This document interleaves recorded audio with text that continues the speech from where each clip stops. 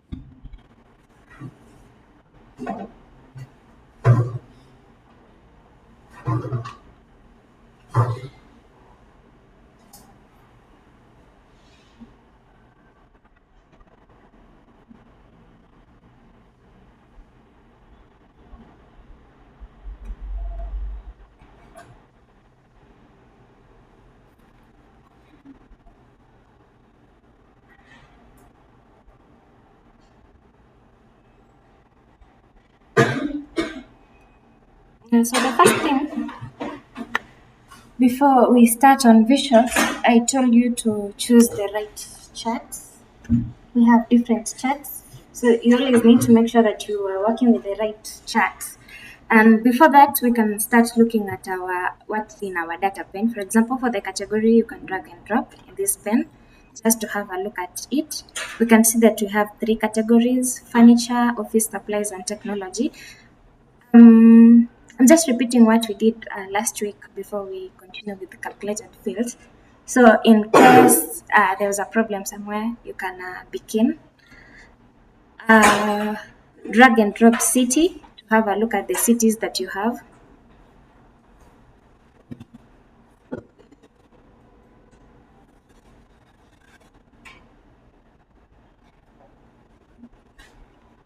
If you drag cities, you are definitely going to get a map for the city, country, and state because they represent geographical representation.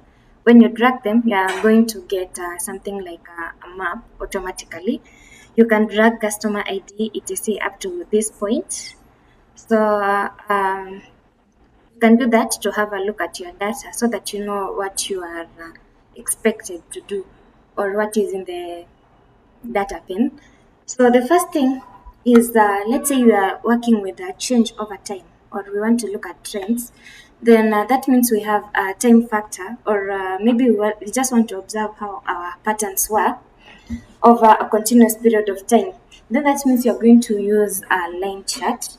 So in our column, we are going to have a date variable. For example, you can take, in our case, we have order date. You can check order date, drag and drop to your columns. So let's say you want to see how sales were behaving over time, over the years 2014 to 2016. So your second variable will be sales. So you are going to drag and drop something like sales in the rows. So from there, you are going to get a trend showing how your sales were distributed over years. But remember here, we can't see how they were distributed very well. For example, for 2014, we don't get to see more information. So you can change and work with maybe months.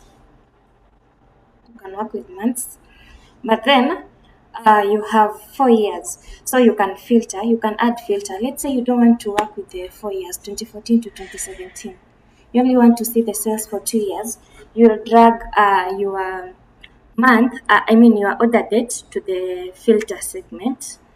So you can control, then drag and drop to the filter section.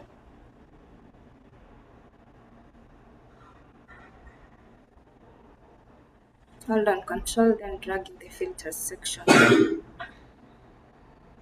Mine is a bit slow, so you can do that. Then you can change your ears, or you can even go to the data pane and select another order date. Drag and drop it in the filter.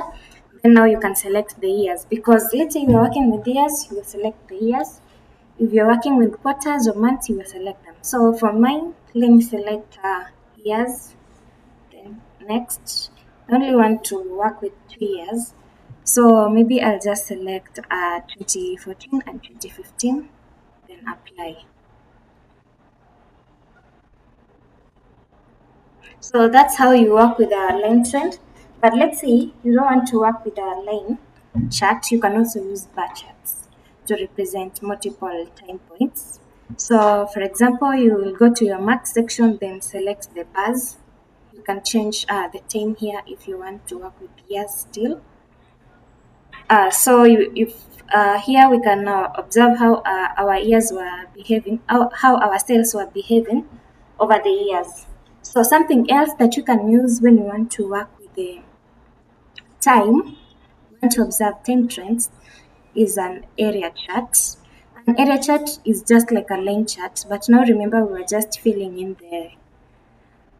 Let me go back to a line chart, or you can even just select from here, then select your area chart.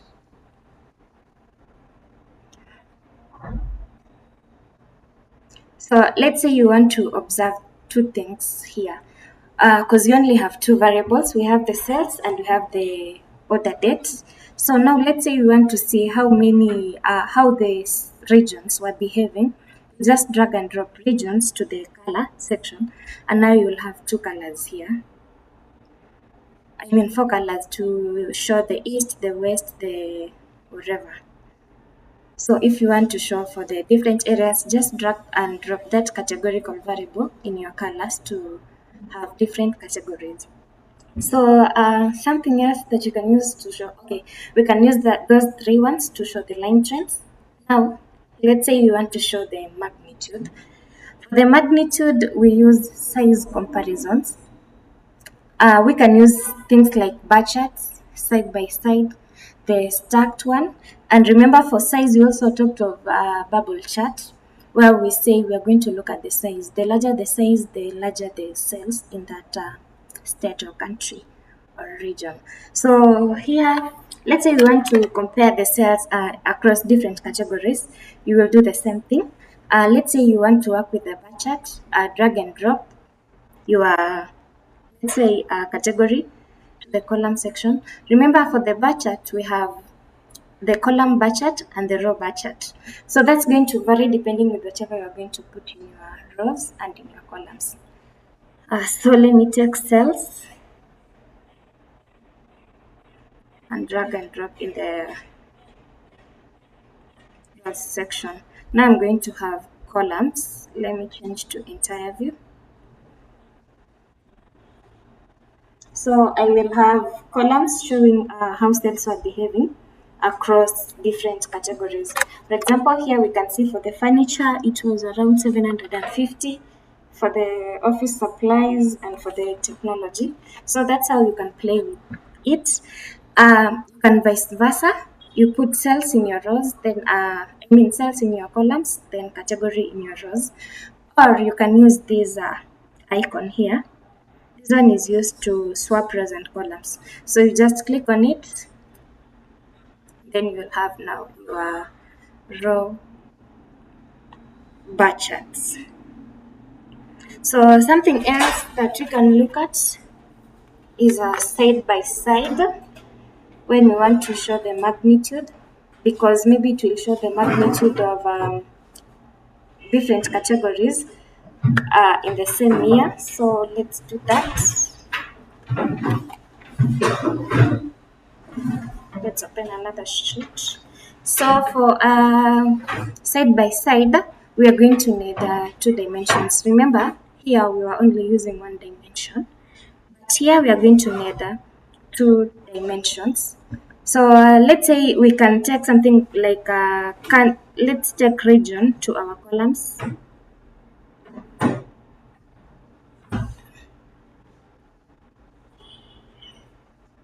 drag and drop your region to the column section. You can drag and drop something like cells in the rows. So we are still going to end up with a column bar chart, but now remember I said we need 2 dimensions. So we are going to use another variable. So we can take something like the order date to the column section. And now we are going to end up with a line chart. Automatically, Tableau is going to convert it to a line chart. So here we are going to change it to, from line chart, we are going to change it to bars. Then let me have entire view. But remember, I have so many years from 2014 to 2017. If I want to visualize all of them, then well and good. But if I don't want to work with all of them, I just drag and drop this here to the filter section, as we did with the other one. Or you can take another order date from here. You can just select the years, let's only select 2 years. So let me work with 2014 and 2017. Then I'm going to have that.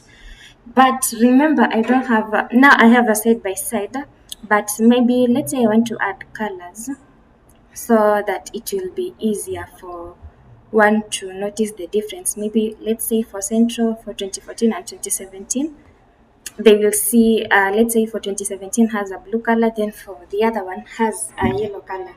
So we are going to drag and drop our region to colors. So that is if you want to take different regions to have different colors. But let's say you want to have only that one, you will check the order date to the column. So you can just play with it depending with whatever you want to have. Now, after taking the order date to colors, you can see that every order date, remember we only have two, 2014 and 2017. So if I take 2 colors, I'm going to have 2 colors. If I had 3, I'm going to have 3 colors. So that's how you come up with a side by side. We talked of the stacked and the 100% fully stacked. I'm not going to redo that. But we also talked of pie charts when we want to show the distribution. So that was it about showing the magnitude. Now let's go to part to all, the category of showing a part to all relationship. So for that, you can use something like a pie chart. Because let's say, let me use student data. I want to see how many students are attending online and the ones that are attending physically. So that means I have 2 categories, but I want to see how they are distributed. So I'm going to use a pie chart to show the part to all relationship. Because remember, our 100%, we should have 100% for both online and physical, but I want to see how many are attending online and how many are in class. So for that, you are going to use a pie chart. Remember, for a pie chart, I said you can either use the show me panel or you can just use the dragging and dropping. But now here, let's use which one do you prefer? Okay. So let's say you have something like region. You can drag and drop it in your columns. Then you can have cells. We are automatically going to get the bar charts. So in your marks section, you can select a pie. Or you will even go to your, but remember for regions, I have 4 regions. That's why I'm having multiple. So I'm having 4 regions, or you can even go to the show me panel and select that. So that's for multiple. Let me shift to entire view. But now remember, you have a pie in this section, but you don't know how it is distributed unless you put your cursor in any section.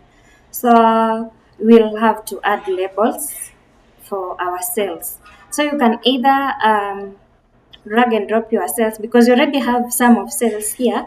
You can either drag and drop to the labels or just click to the labels because you already have them. So just click to the labels and then show the marked labels. ensure you check that box. So you are going to get a pie. But let's say for this one, it can be hard to know the percent that that particular region holds. So you will need to work with something like percent, because it's easier to say 70% of these. At least you'll have that picture in your mind, and like saying 500. So that's when you will have to do the quick table calculations. So for quick table calculations, you can just check on this drop down, then quick table calculations, then choose the percent of total.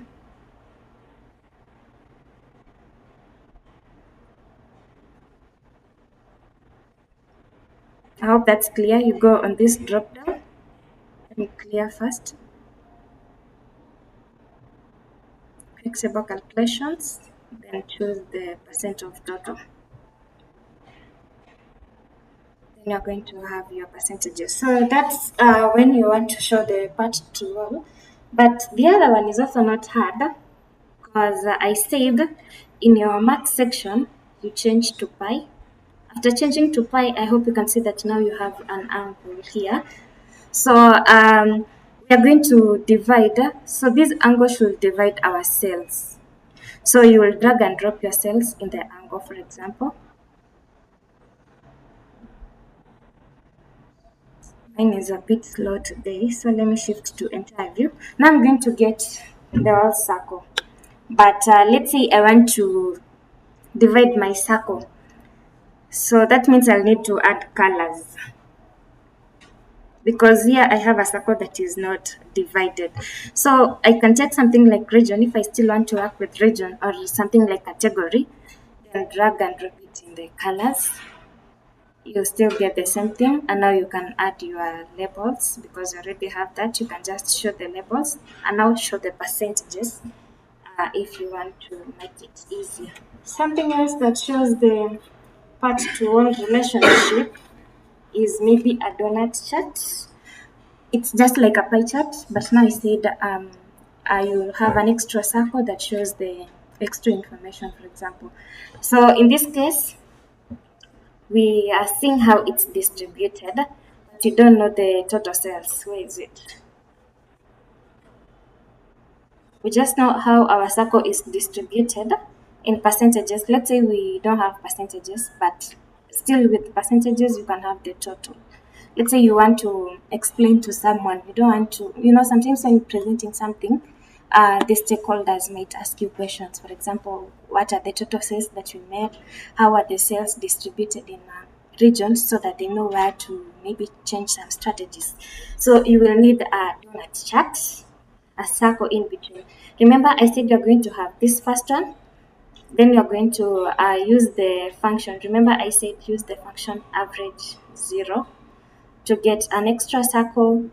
Then now you can customize that circle by adding text. Total sales is equals to etc. So I'm not going to do that. The full stacked and the tree map can also be used to show the part to all relationships. For a tree map, I said it uses nested rectangles. Like you have one large category, but then you want to know how it's distributed. We have the subcategory. Maybe you can have one large category like a country, then you look at regions, then you look at the states inside. So for that, should I do that?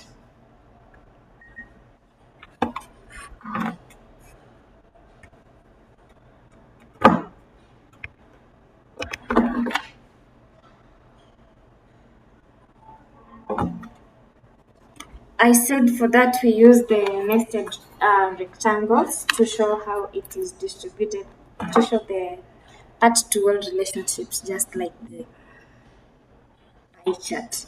So, for example, in this section, you will start by going to the max, then select the square. For the other one, you are selecting a circle. But now for this one, you will select a square. Then after selecting a square, you will take your first dimension. For example, let's say you want to show category. So you can take category to color, whereas category should be in dimensions. So you take category to color. Let's shift to entire view. And now after taking category, we need to represent that category. So we can move something like subcategory to the details. And now for subcategory, we're not getting like so many subcategories. You can take something like the product's name to the details again. Start this again to shift to entire view.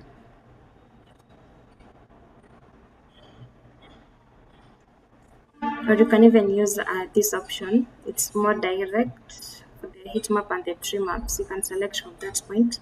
The tree map is this one. So you can drag and drop your first dimensions. I mean, after changing the square, you can take something like cells to the size because we want to see how cells are distributed. So let's take our cells to the size.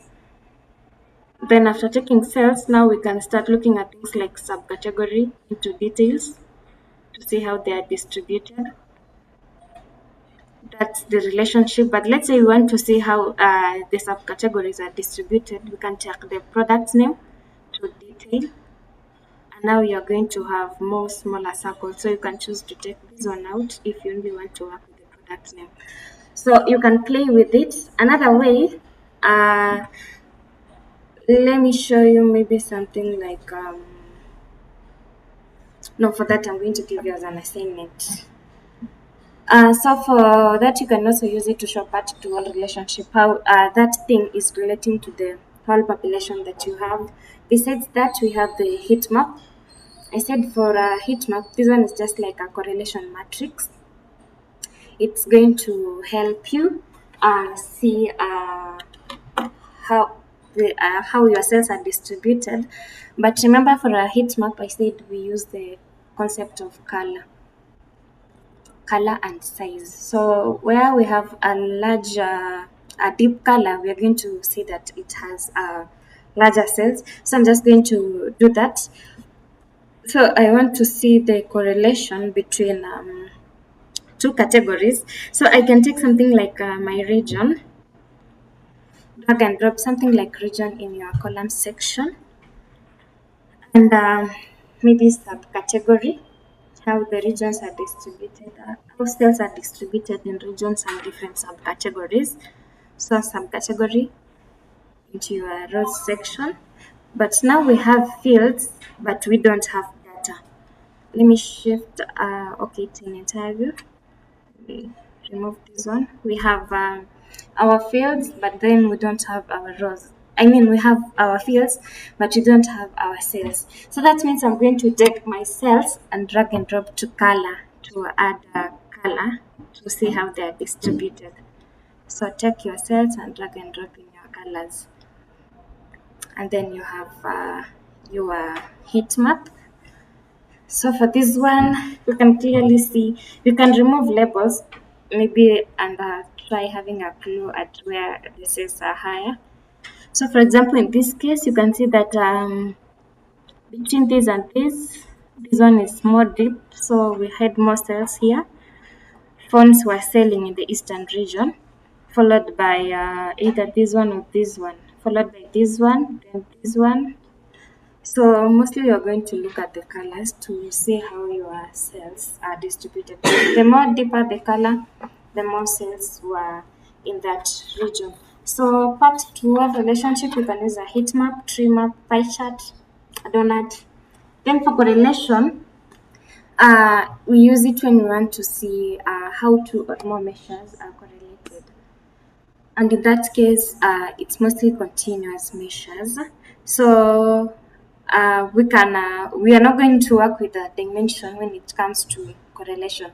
And for correlation, we use things like the scatter plots. We use things like the scatter plots, the histograms, etc. So I hope you remember how to do that. We performed that in our last class. I'm not going to do that.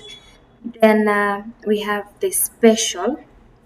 So we use geospatial patterns when we want to show the geographic location of a place. Let's say we have country, we have state, we have the zip codes, whatever. So for spatial, We have different types. We have the basic maps, we have the symbol maps, and we have the field maps. But mostly we use the field maps. And on maps, the only thing that you need to know is about the background, map background. Instead, you can change from this location and work with the background that you feel is okay. For distribution, we can also look at box plot and scatter plots. Scatter plots and box plots. They are going to help us know our distribution because we are going to get that box that shows the upper whisker, the lower whisker, the median, and whatever. So you are going to see how your data is distributed.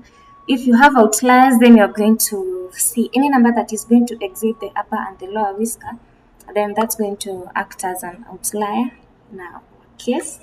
Then for ranking, we have the bar charts because remember in our first column, okay, we have bar charts. Let me shift it to, okay, I can even retain it as a row, but let's say I want to show ranking. Which one was the first and which one was the last? I will still sort. Remember to sort, I said you can click on this. I don't know if you can see this icon. You can just click on it to change the way they are sorted. You can play with it. If you want in ascending order, you can select, or descending order, you can select. So we can use that to show ranking because from here clearly we will see that technology was leading, followed by furniture, then office supplies.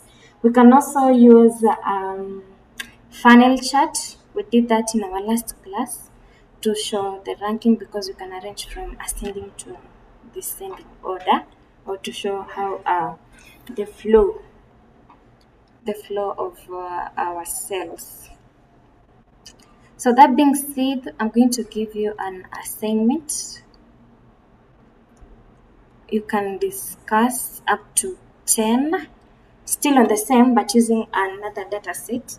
You can use the US cranes. I've not uploaded it, so you are going to download on your own. You can use Kaggle. Did you send that on the email? Not really. You can use Kaggle. Let me type here. You can use this site to be downloading your datasets.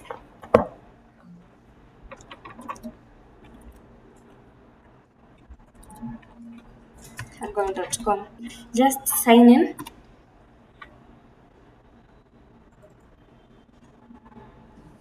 Okay, let me try it. Just sign in and then yes.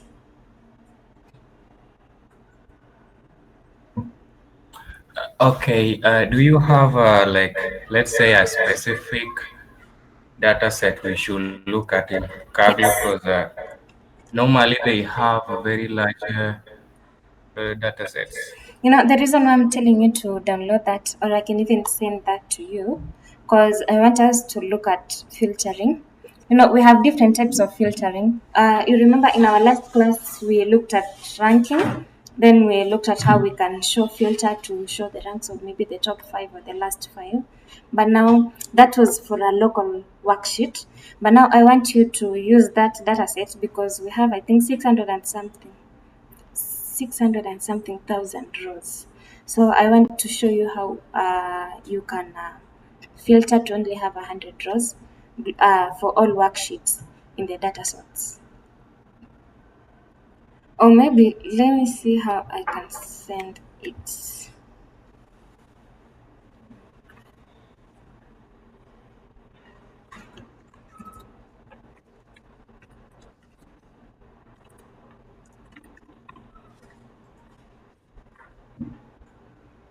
Just go to kaggle.com.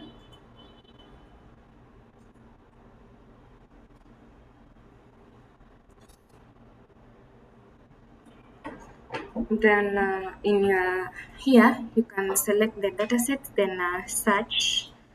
For example, you can see the datasets that I've ever worked with that I've searched. So you can choose the US crime dataset. I know they are different, but I want you to select this one.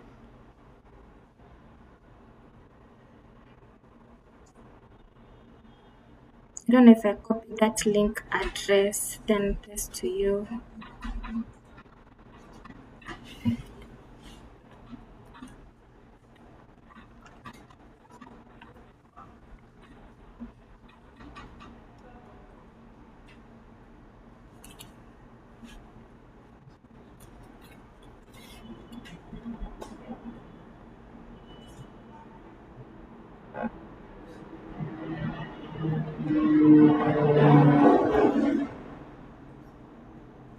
You can use this link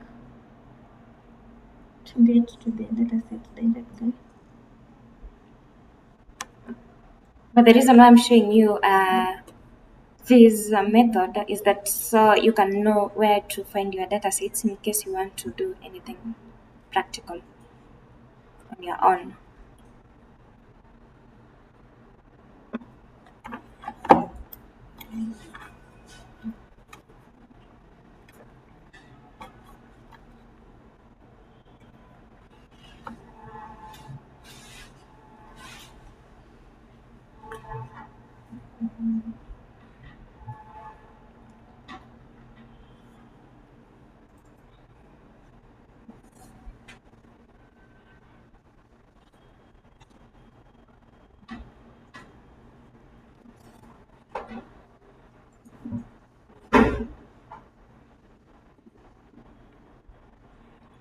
So when you click on that dataset,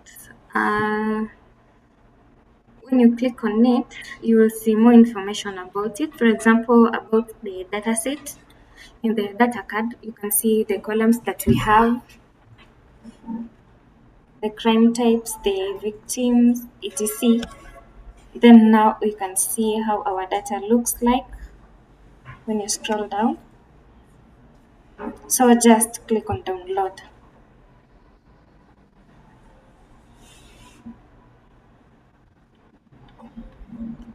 Anyone having a challenge?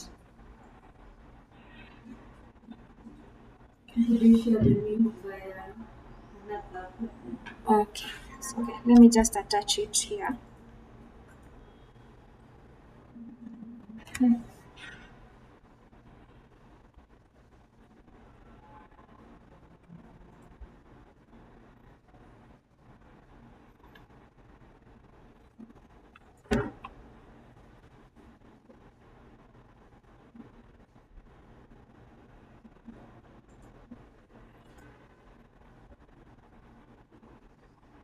So you can check on that in your invites.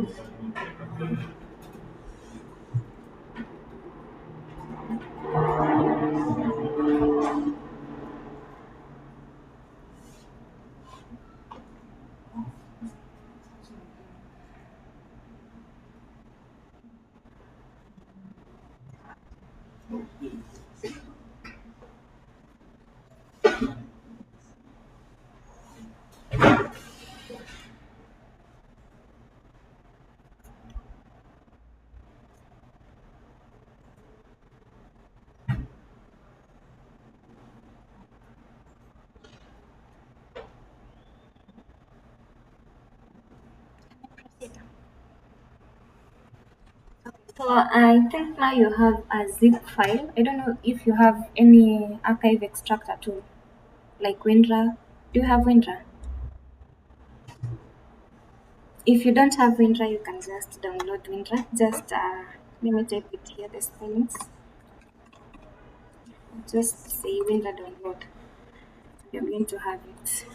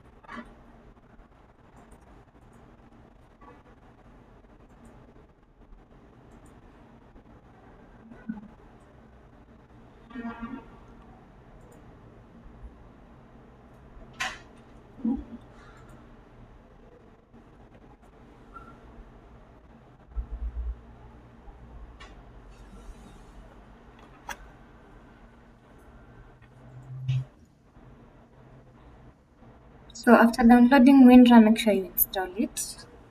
Just double click, then install so that you can use it.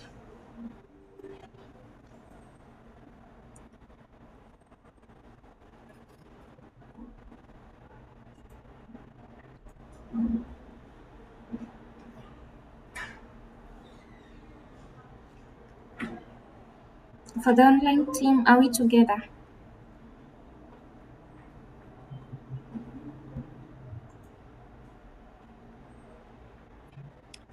Yes and no. Okay. Yes, that I have managed to download the data on the US crime dataset. I Okay. got an Excel version of that. Okay. What I've not managed to download is the WinRAR whatever Okay. app. This, So mhm. in your browser, just type in WinRAR download. You can even use another one. There's this one, but I prefer using WinRAR. Let me just use the WinRAR. So yeah, it's in the text tab, text in the group, the Yeah, incoming I've messages. seen it. Good, good. I think I got it. Download WinRAR. The same thing, WinRAR and RAL, the same Yes, stuff. WinRAR. Okay, okay, that's fine.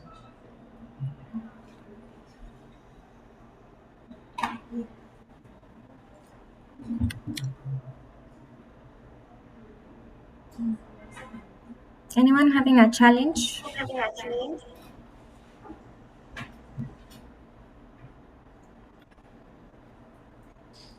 So it's giving so many, I don't know whether there are versions. Okay, just select depending with how it's compatible with your machine. I don't know which Okay. machine you are using, so just select the one that is compatible with Dell. the machine. Okay. So if it's a 32-bit or 64, just select any, but you can use the first one. Okay, that's fine.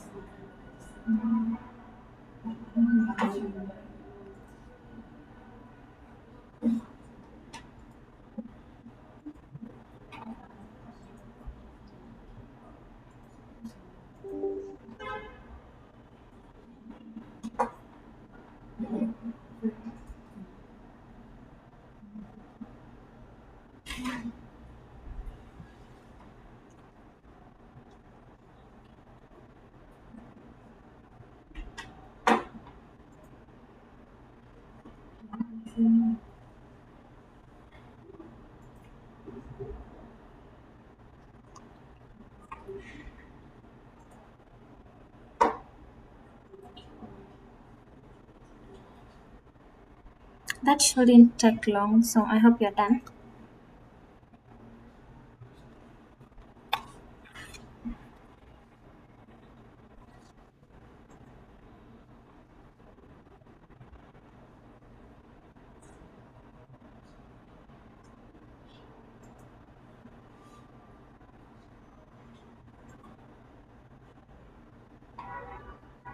So after WinRAR, just click on your archived file, right click,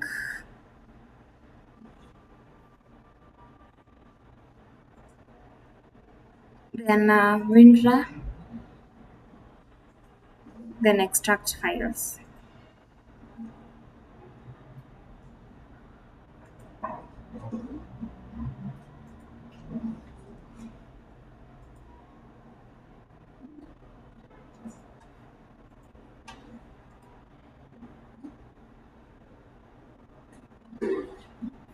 So I hope everyone has the extracted version. Okay, just but you have the file and WinRAR already. Okay.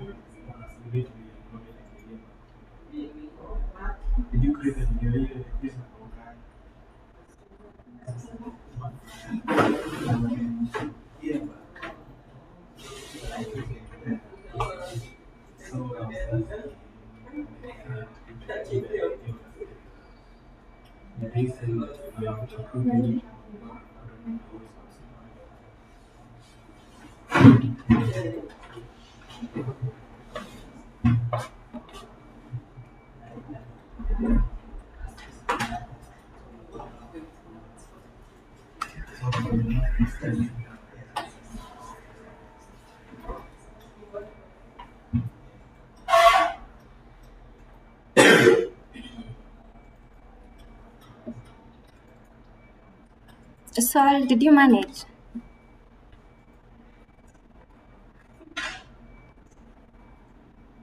Yes, I think I Sol, got the data. Napali, Yasmin, anyone else having a challenge?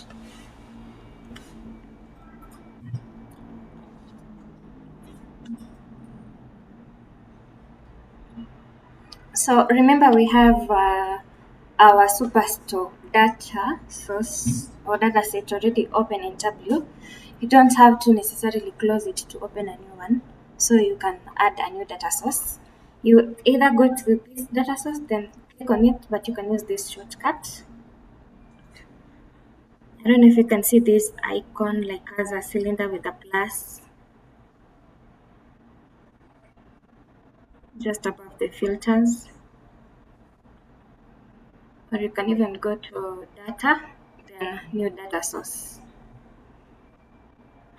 Data, then click new data source, or just click on this icon. So we've already looked at Excel, PDF file, and now this one must be a text file. So just go to text file, and then you can see our should be the newest data set. Then select it.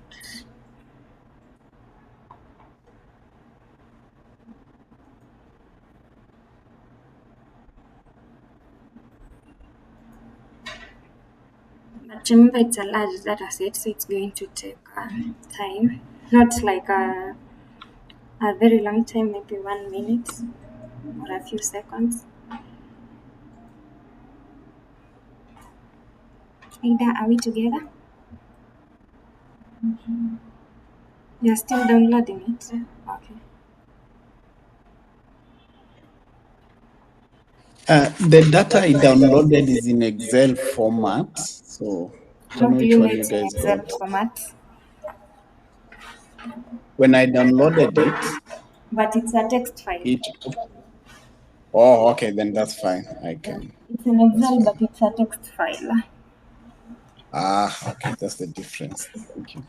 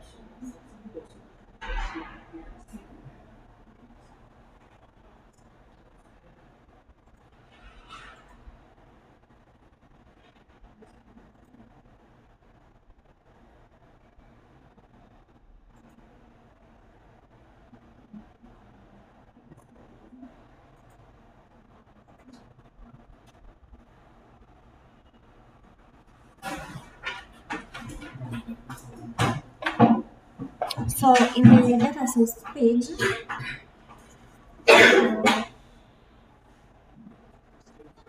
yes, what is it saying? Yes, just give it time because it's a large data set.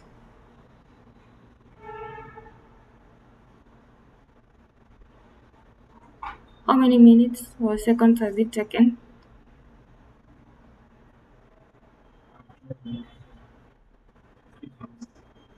Let me see.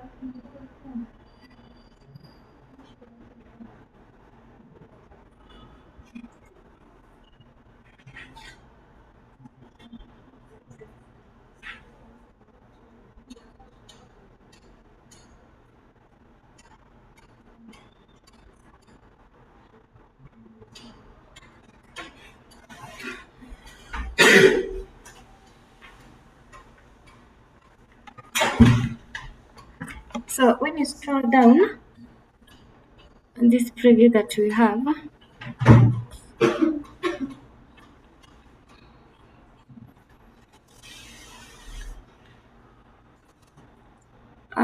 let's say you have more than 100 rows, because in this section we only specified 100 rows. But when working with this data on our sheet, we are going to have maybe it's going to take time to load. I don't know if yours has taken time to load. So, for example, let's say you want to visualize um, something like a bar chart with categories, and you want to specify the states.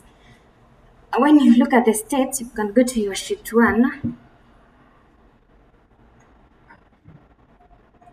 Like every time you are going to perform something, it's going to bring this pop-up processing request because it's a large data set. So we want to change that, but let me just show you that before we change.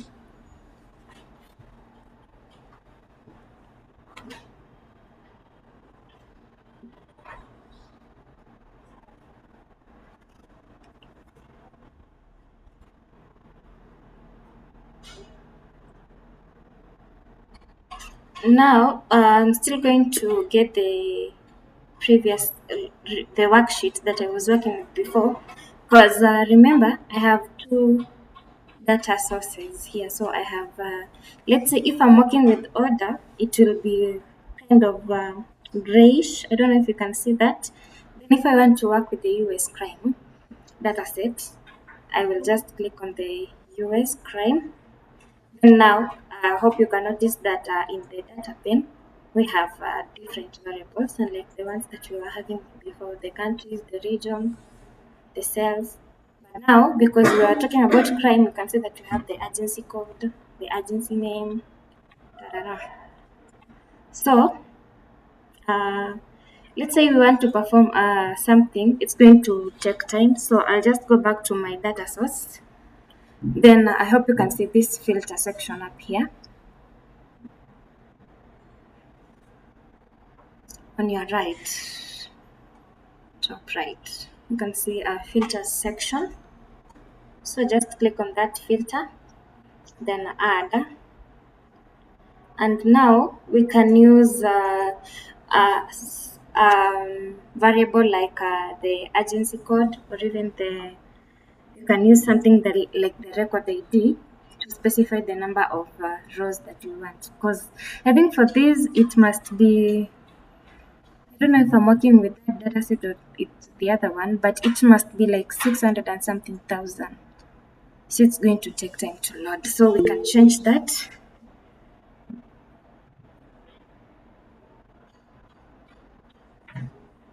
And specify 100 rows.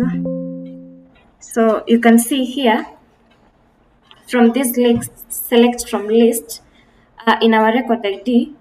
Once you go with this drop down, you can see that you have 638,454. That's a large data set. So maybe we can only specify to work with 100 record IDs, the first 100. So you go to custom value list, then you can select something like 100. Then okay.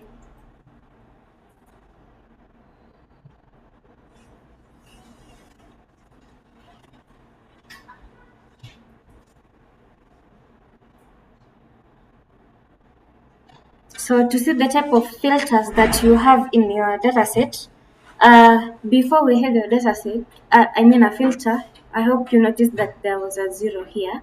But once we've performed a filter, so this is what we call the data source filter. There are different types of filters.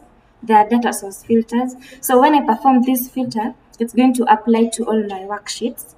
But let's say I did a context filter, it's only going to apply for that worksheet that I'm working with.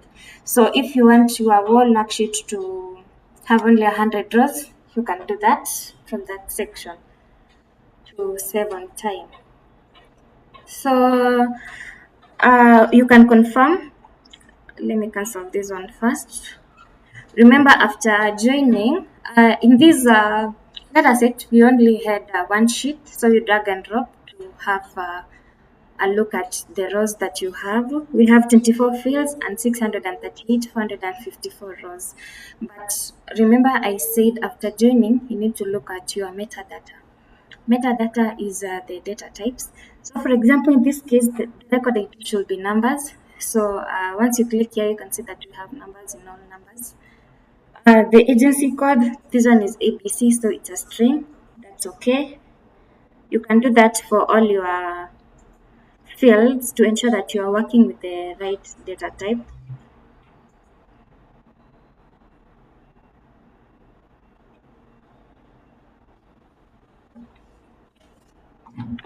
So something else that I need to mention is about dimensions.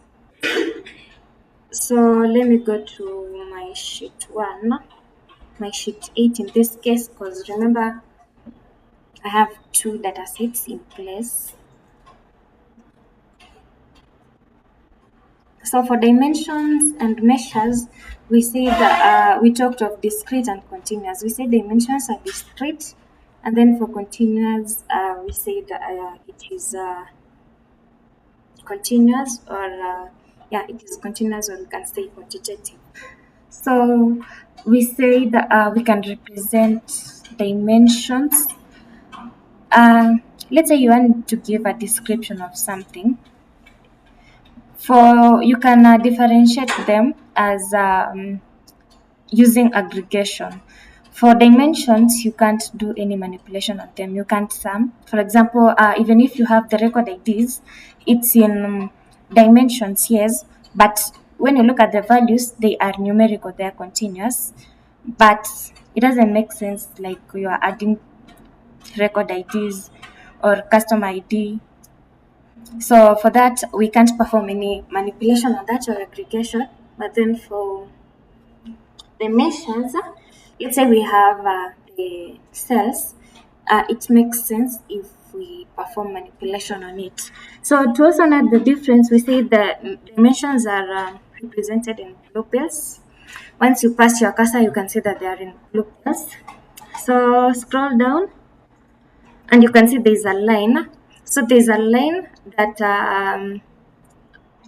separates the dimensions from the measures. So the dimensions are in the upper data pane, and then the measures are in the lower ones, and they are represented as green pills.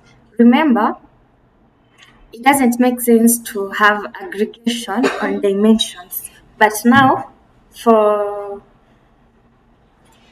the measures, we can perform aggregation on it. For example, we can count the perpetrators. It makes sense if you want to have the sum. Look at how the perpetrators, besides their race or besides their sex. So it makes sense to have that.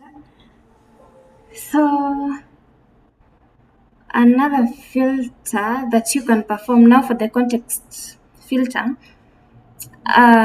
you can use it for this worksheet only. It won't apply to all other sheets. So let's say we have something like let's say I want to filter my year. I don't know if I have year in this. Maybe let me just filter the states. So drag and drop to your filters. Drag and drop states to your filters.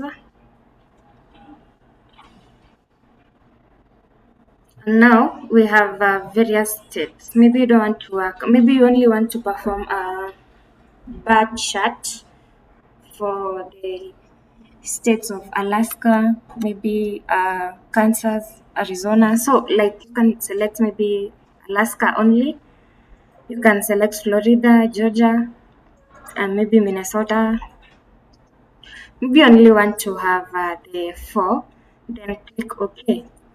Now, let's say you want to show how the perpetrators were distributed in different states. You can use, because it's categorical, you can either use a pie chart or a bar chart. So you can drag and drop something like can I use the victim count to my rows, and then I can have for the state, let me put it in the columns. Now you can only see that it's returning a bar chart that only has the 5 selected states that I chose. Now let's do another sheet, because this one is not global, that was a local one. If I now take state to my columns and take what was I using? Was it the victim count or whatever? But let me just take the victim count to my rows. Now you can see that I have so many rows that has all the states that we have. So that's what we call the context filters. But then if, let's say I used state in the data source and then only selected a few states, even if I choose any other data set, let's say sheet 1, sheet 10, sheet 7. Let's say if I only selected to have Mississippi and Arizona, I'm only going to use that one if I drag and drop state in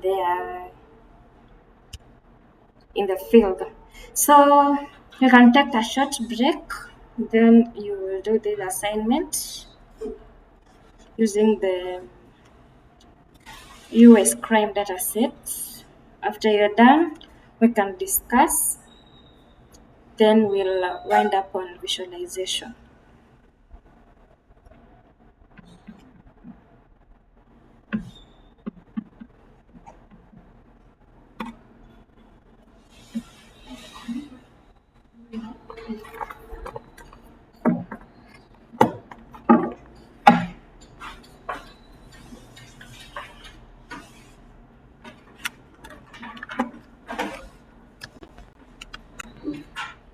So for the assignment, can take, how long do you think this can take?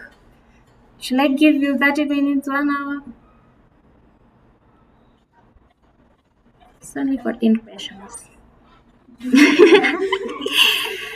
But then there are some that you've already looked at. For example, can you connect a text file in Tableau? You've already done that.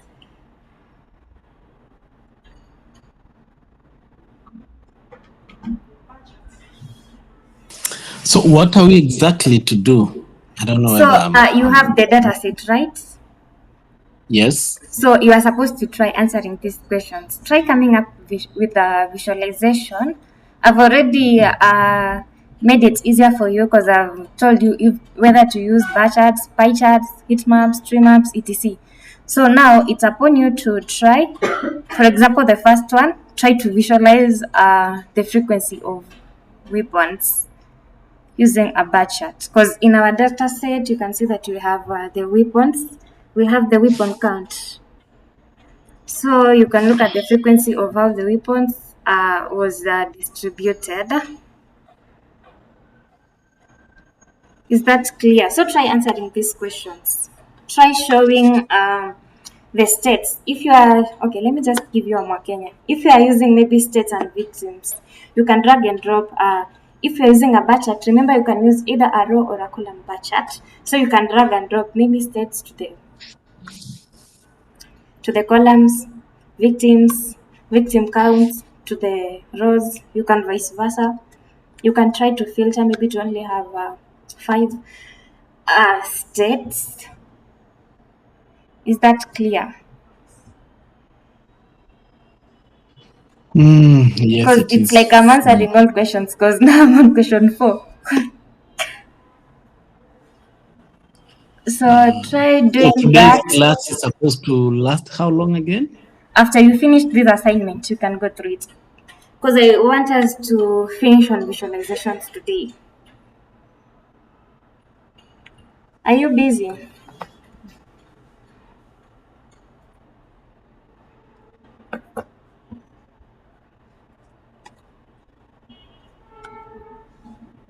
By 12, we should be done.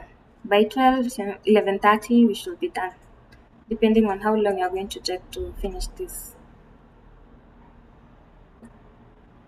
So you can take a short break, then we'll come back to do this.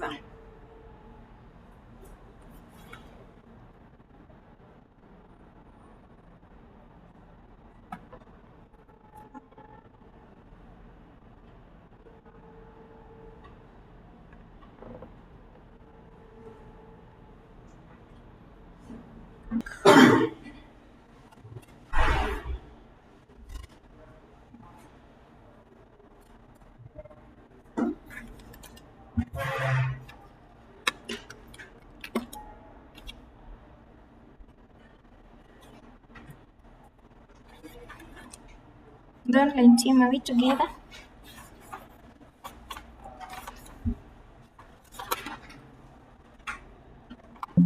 Yes, we're together. I've done about number 1 to number 8. Okay. I also jumped to 14, yeah, and I think I'm doing 13. Yeah, So I'm a bit that's random, great. but I've attempted a bit of them. Yep. Okay. Nancy?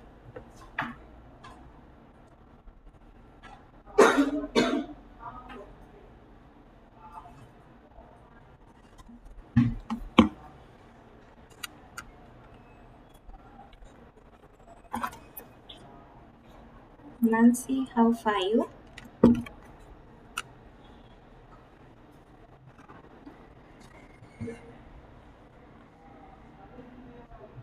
Lewis has run away.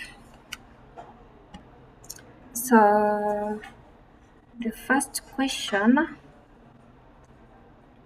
was how to visualize weapons and how they occurred using a bar chart. So you could drag and drop something like weapon. Weapon is a dimension, so it should be here. Then your instances. For example, you can use I don't know which incidents you used. You can either, let me see how incidents looks like. You can choose to work with incidents, or let's say you want to visualize the count of victims. You will drag and drop the victims here. So I think that's easy. You can change the rows into column and the column into a row bar chart. Then you can visualize that. The second one was to see which weapon is mostly used. Oh, we've already done that. So the second one was to see the states versus the victim count to understand which states have higher number of victims. So we'll do the same thing, drag and drop a state to the columns. So you drag and drop state to the columns. Then in our row section, we have the victim count. So we can select this one, and then we'll have a look at how our victims were distributed in different states.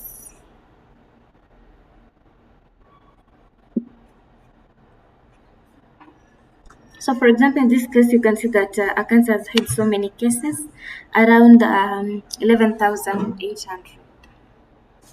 Yeah, followed.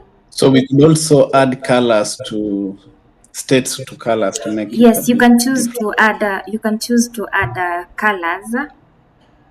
Yeah, you can choose to add colors. But in this case, if you want each state to have each color, you can add colors.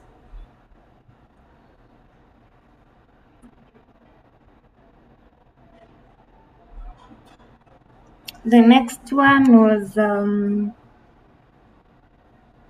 how many questions do we have on a bar chart? Okay, so for filtering to show only victims, I hope you know that you're going to drag and drop states to the filter section. Then you're going to only select the states. I'm not going to repeat that. Then in interpretation, you're going to look at, for example, the leading one, the one that had most victims, the one that had least victims. So in interpretation is where you can come up with suggestions, because now let's say you are given a task to interpret. There are recommendations. At the end of the project, you should have recommendations. So maybe where there were so many victim cases, you would recommend something like advancing the security, ensuring that that place is secure.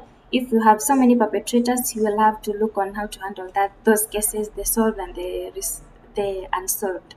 You need to make sure that they are solved, and maybe people are punished for their mistakes, because you can't kill someone and go unpunished. So that's it about a bar chart. For a pie chart, we see that you're going to use it to show the part dual relationships. So in this case, the first question was to show the crime solved status.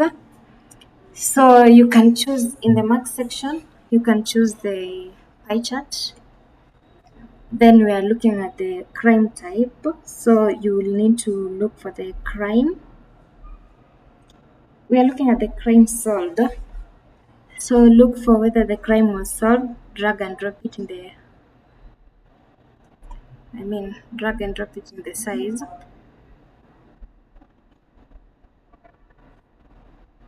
Let me go with the raw one. So crime solved. Let me see first the options that I have. We have the no and the yes. So you can select that if you want to have multiple. You can select two columns if you want to change the arrangements. And then you're going to add the number of records. So for the records, let's say you want to show the distribution of perpetrators, you'll drag and drop them to the labels, then show labels. And if you are working with number of victims, you'll drag and drop to the victims, or you can use the show me panel. Then just select apply after dragging and dropping your columns and the whatever. So for victim sex is the same thing.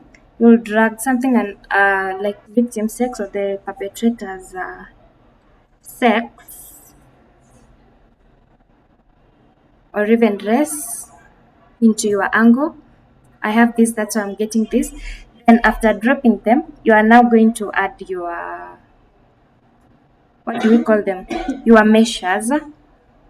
You are going to add your measures to show the distribution. Then for the heat map, That one is used to show the intensity of measures by category or the correlation. We were calling it matrix correlation. So in the mark section, select square if you're using the long method. In the mark section, you need to make sure that you've selected a square. Then you can add something like crime type in the label. Then after adding that, you can add something like a weapon they were using to the color. And now let's change to entire view.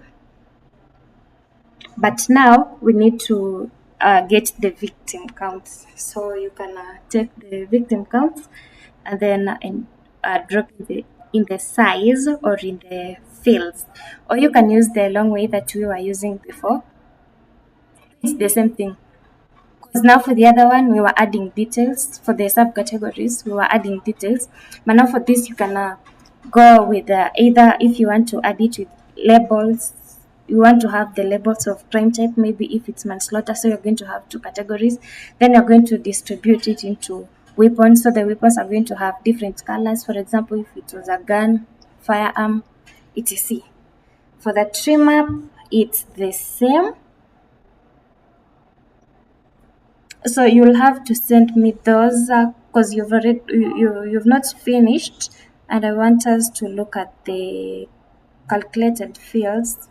So you'll have to send me that. I'm going to add questions about calculated fields. Now, after you send me your copies, is when we're going to do a recap when I'm illustrating.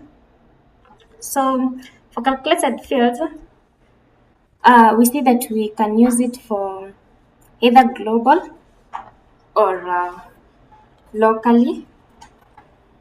And we talked of let's start with quick tables. It's easier because it's just right clicking on that drop down, go to quick calculation, select if you want the percent of total. So I don't think I should repeat that, but maybe we can look at same to quick table calculation. But now we can look at the calculated fields, where I see that you can click on this drop down. Click on this drop down next to the filter section and create calculated field. We talked of various the other day. We talked of, I don't know if I saved that in our orders. We talked of rank, if you want to show the rank. We talked of index. So you just type, you rename with a name that you will remember. For example, if it's index, you just say index. Then remember our function was just index, then in brackets. If your calculation is not valid, you're going to get a notification here that the calculation is not valid. Then okay. So in your index, it's going to show you, what do we call it? Just like the numbering. So if I drag and drop something like categories and subcategories in the open field, let's take, let me work with the orders. If you take category and drag and drop it here, then we take subcategory. And let's add maybe cells in this. I'm getting these squares because I've selected square here. So let's shift to automatic. Then add maybe cells here.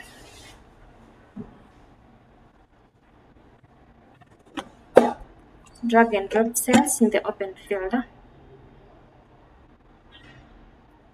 Or you can even, I don't prefer putting them in columns, but maybe you can put them in columns. So if you want to show the ranking, you'll just drag and drop the variable, I mean the calculated field that you have. Remember, when you have a calculated field, I said that you are going to have an equal sign. Let me look for the one that I've just created right now. Did I save? If you have a calculated field, you're going to see an equal sign before the. Let me just create a new one. For orders, create calculated field. Let me name it index. Then write your function index.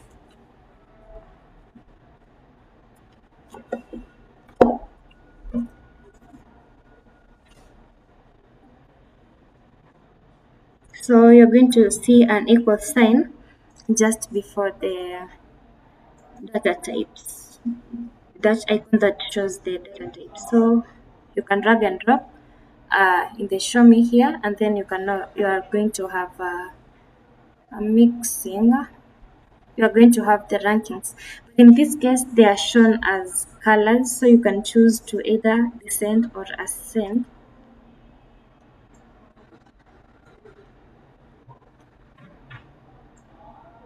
This one first. If you want to have them in ascending or descending order, you just play with the icon. So we also talked of the ranks, and we talked of what do we call it? The rank, the first, and the last. So the next thing that we can look at, did we look at date functions?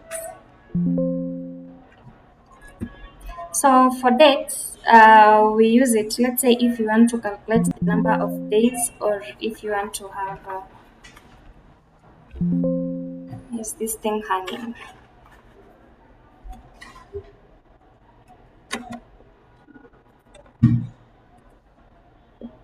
So for dates, we use it if you want to have maybe the difference in dates, or if you want to add dates, maybe 3 months or 4 months or whatever. So you still go to create a calculated field.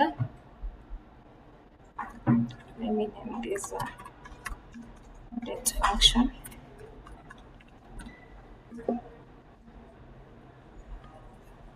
So for date function, we have two major functions. We have the date add and the date diff. So for date add, we use it when we want to add dates, and then we have another one called the date diff if you want to get the difference in dates. So let's start with the date add. Let's say I want to add 3 years in my from the time when I ordered. So let me write the syntax first, then I'm going to show you. So for date add, then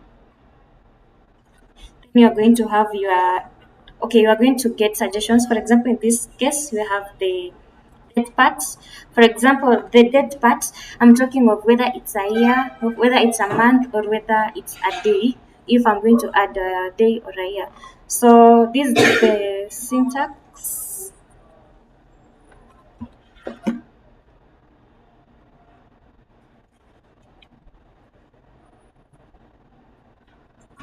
The interval and your dates.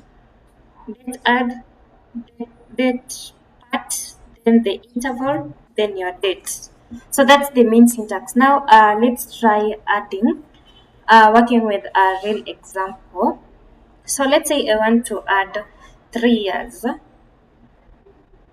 So my part here will be here.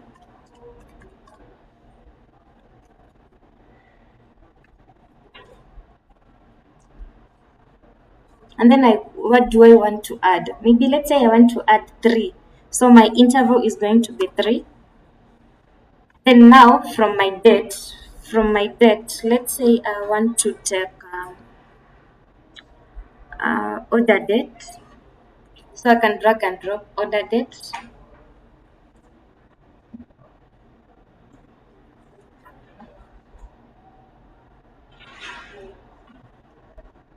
If you don't want to type it, you can just drag and drop.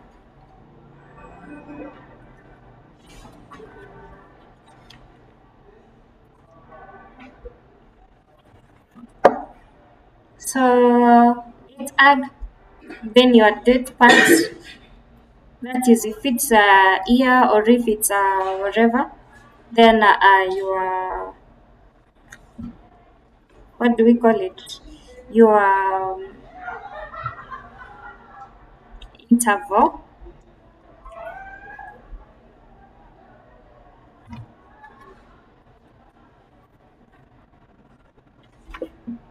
So that's basically how your syntax should look like.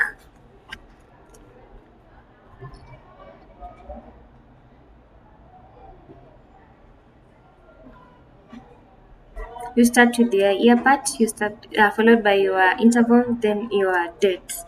So let's say in our case, I want to have first let me drag and drop the years in this section so that you will see the difference.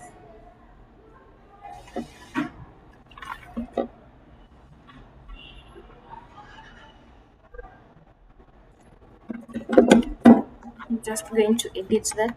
So you need to make sure that you have your order date or shipping date maybe here in your fields. Then you can also have the ship date. Where is it? You can also but let's start with the year date first. Now we can edit the other one that I had saved.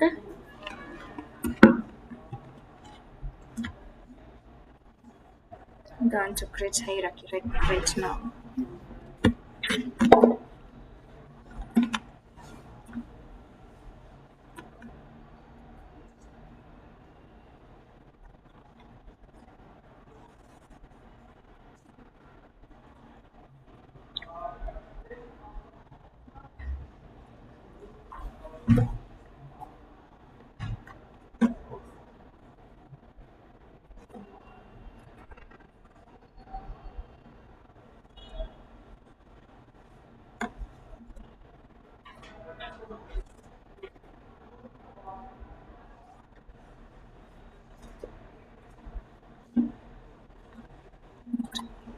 This one.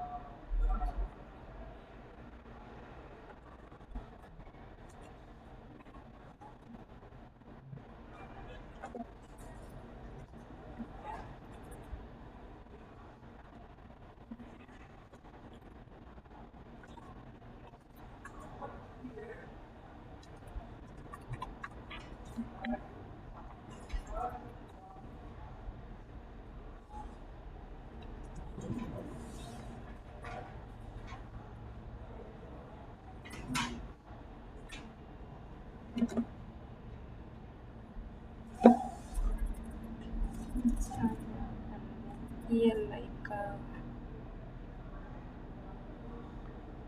maybe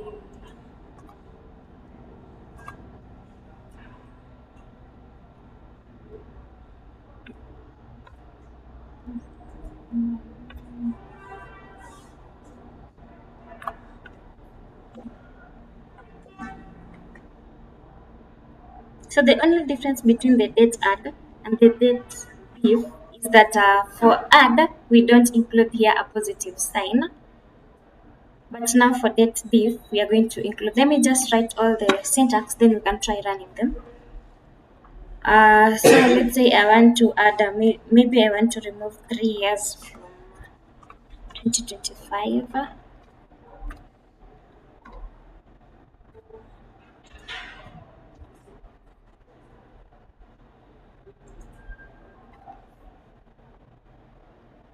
This should be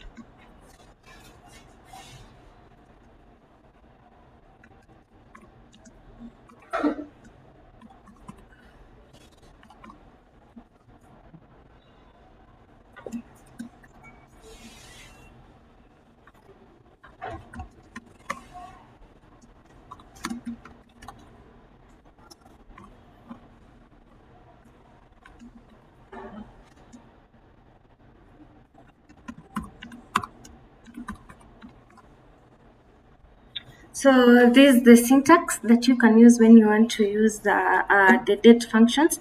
If you want to add, you start with your, what do we call it? We start with your part. If it's the part of the year, you write the year. If it's day, you write day. If it's month, you're going to write the month. Then followed by the interval, the period where you want to add. If it's 10 years, if it's 2 years, you are going to add that. Then you are going to start now with your date part, that part where you're going to start. For example, for this one is on 20th of August 2025. So I'm going to add 3 years. So I'm going to be in 2028.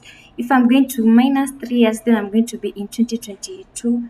Then if you're working with months, you need to make sure that in this part, you've indicated whether it's a month or a day or a year.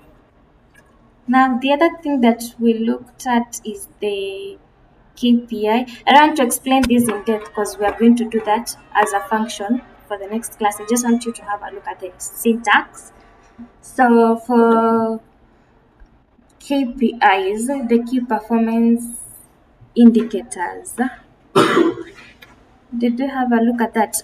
Whether we want to see how the company is performing. We also make use of the calculated fields. For example, in this case, you can start. So ensure you write this, but I'm going to send them in the notes still, so you don't have to worry about that. So for the KPIs, we need to talk of. Let me delete this one first. For KPIs, we can drag and drop something like a subcategory in the rows.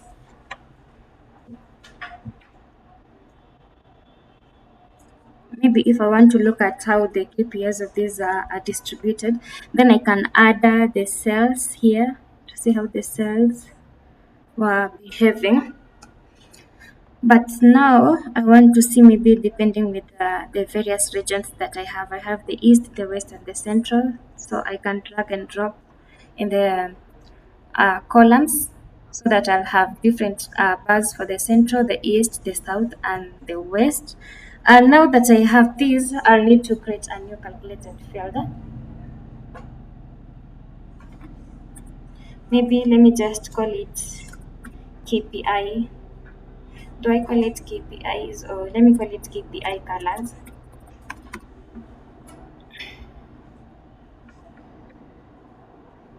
So in our last class, remember we used the if to show that if the sum was above 200, we were showing high.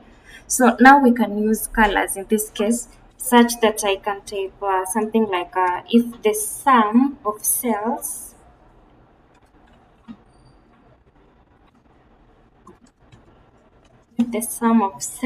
is greater than 5,000,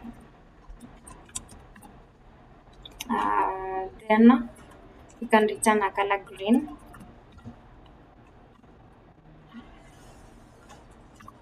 But now I want to use the else and the else if in this case. So the first one will be the else if. Else if the sum of the cells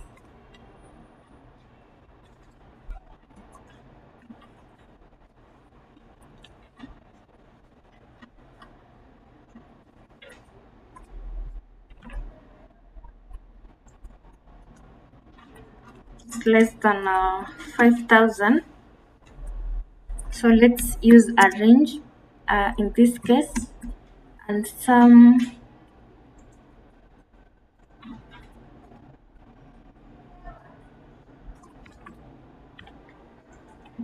of cells is greater than 10,000.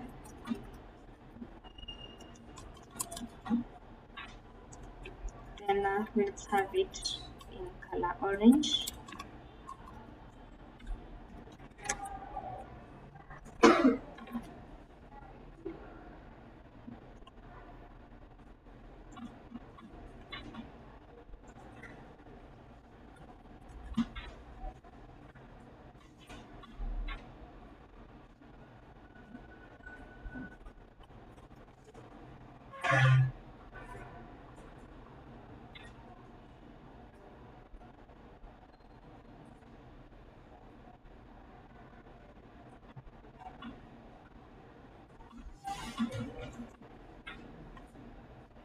Now the last one we can make use of else. Else, if the sum is not ranging between, if it's not greater than 5,000 and it's not ranging between 5,000 and 10,000, we can return red.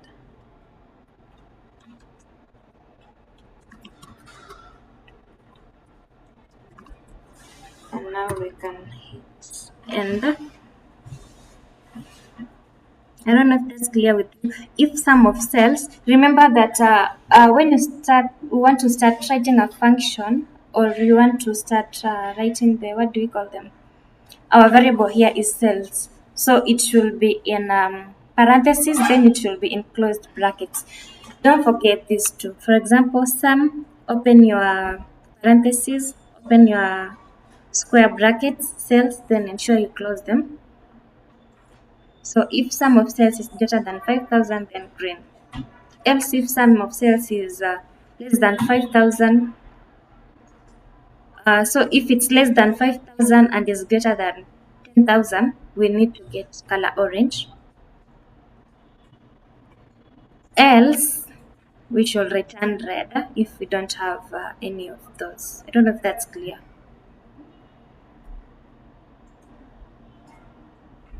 I'm also going to include this function in the notes.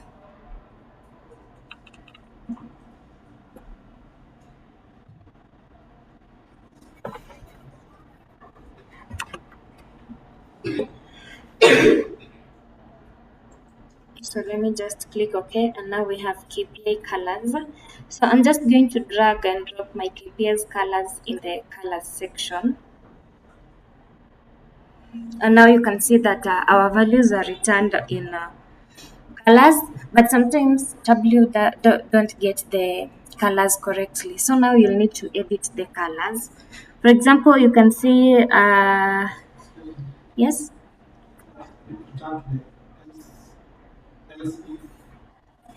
Okay. Okay. Oh, so let me edit this.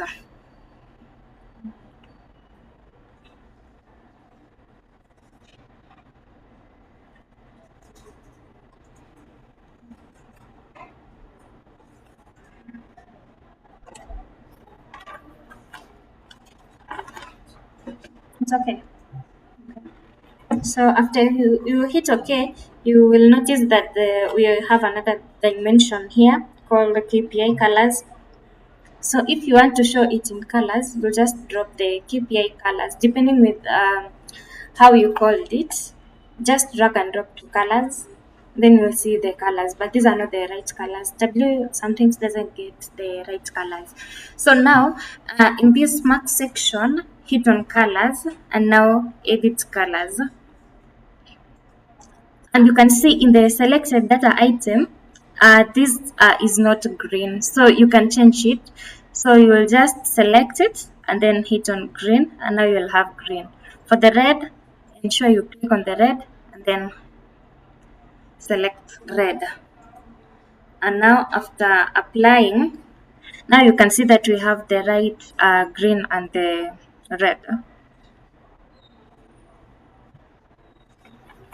Remember, we said that if our values are greater than 5,000, they should be in green. If they are less than 5,000 and greater than 10,000, they should be in red. They should be in orange. Okay, so we can also change that to color orange, and then else the red if it doesn't lie in any of that. So you can play with the figures if you want them maybe to be above 20,000 to have a certain color, below between 10,000 to 20,000 to have a certain color, and below that to have a certain color. So we can also use shapes.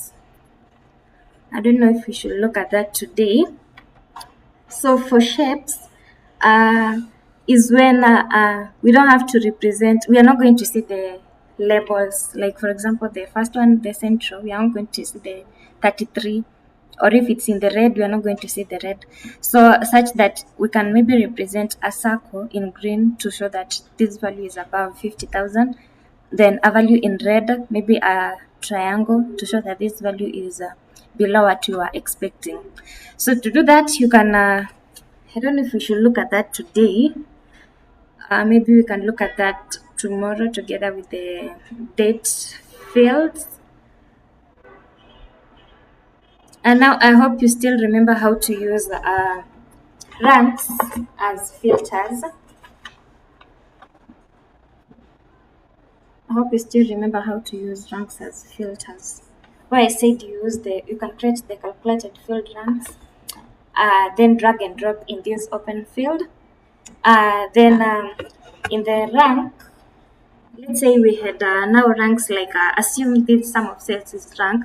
You can now right click on this drop down. Then you will see the show filter. After showing the filter, you will get another table here, a small table where you can change. Maybe if you want to show the top 5 or the last 5, or you only want to show a certain, or maybe the states. You can do that with states, the ranks, etc. So I hope you still remember that. Something else that you can look at is the still about the calculated fields. For the logical statements, you can look at that tomorrow. What do you call it?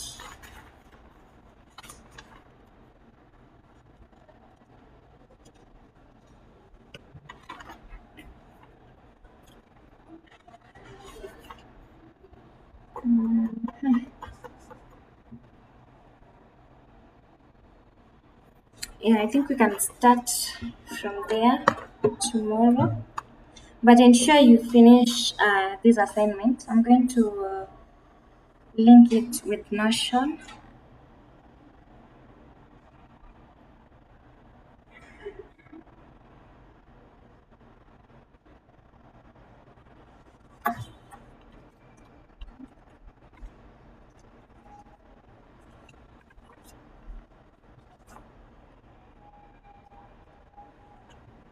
I'm going to link it to the Notion after the class. Then I'm going to send the recording.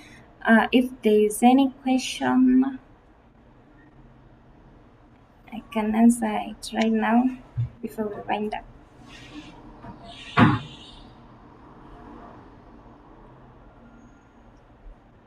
So maybe before tomorrow's class, you can start going through Notion. What do you call it? The date functions, and try to look at calculated fields also, like in depth.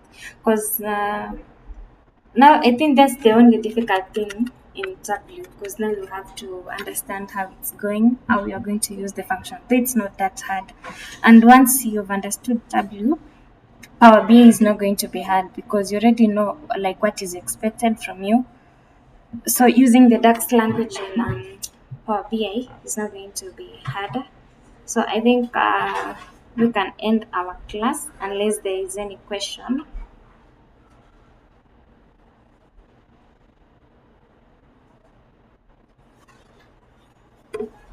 For the assignment, make sure that you do it and send it to.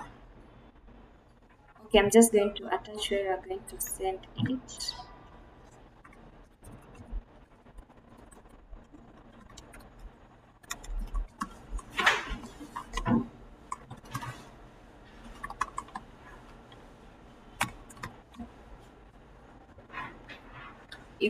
You must not necessarily send it by tomorrow, but before Thursday.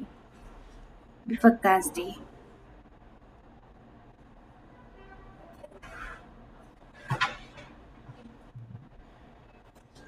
So that's it for today.